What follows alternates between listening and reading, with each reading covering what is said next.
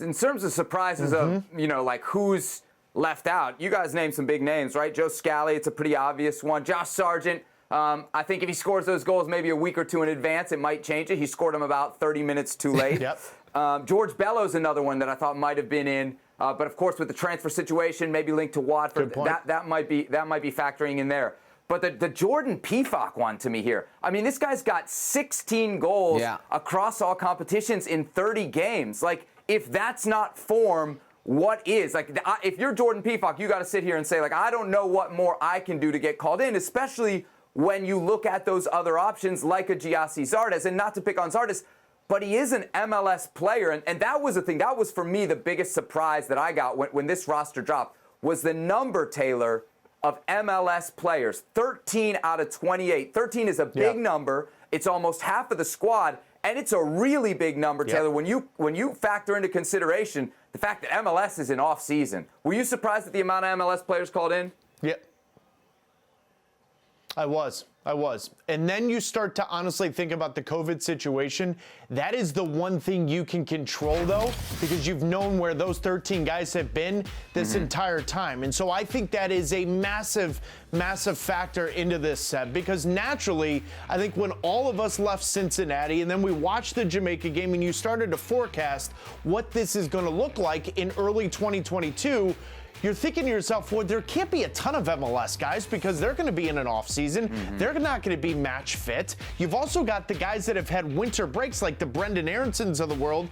Timothy Weah's not completely fit. And so I looked at it and said, it's pretty much going to be a roster of players that are playing regularly. And then all of a sudden COVID hit, and COVID hit hard across the world. And I think U.S. Soccer, Gregg Berhalter in particular, looked at it and said, I can control as best as I can, knowing where those players are coming from, can control their fitness. But I think in the 3 games, Herc, you're going to get a mismatch of lineups, because I think match fitness is going to be a huge concern for Berhalter and his crew. Absolutely, and it has to be the COVID situation if you think about it, because it's nothing else. If the simple reason of you can babysit the players and keep them in a controlled environment has to be the only reason, because if we look at the first game of World Cup qualifying, only 6 Major League Soccer players on the roster against El Salvador. Only one played, by the way, or started, excuse me, and that was Matt Turner in goal. You look at these players, you look at this squad, you have to go back and say, all right, these Major League Soccer players, MLS Cup, when was it? Wait a second, only Sean Johnson out of this team played an MLS Cup. Then go back, conference finals, we're talking about the last week of November. That's over 50 days they've not had a competitive match. You're at a disadvantage if you're going to count heavily on players of Major League Soccer that have gone 50-plus days with no matches. So, yeah, if we're talking about form, in-game sharpness, that is a huge concern. COVID, another.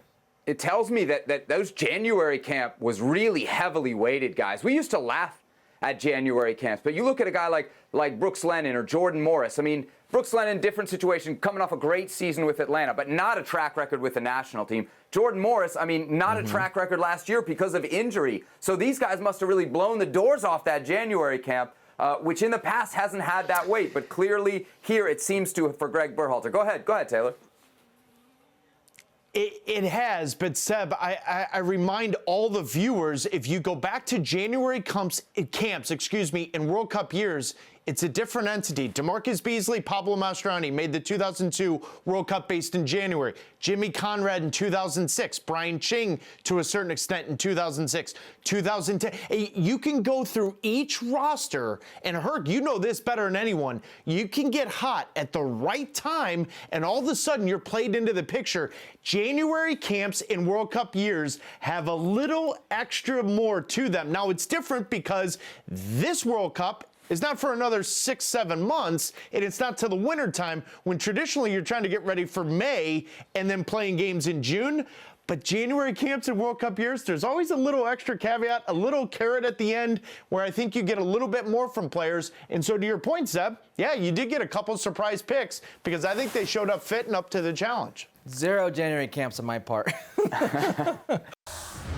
Well, thank you very much for watching ESPN on YouTube. For more sports highlights and analysis, be sure to download the ESPN app. And for live streaming, premium content, and let's not forget as well, ESPN FC 7 days a week. Subscribe to ESPN+.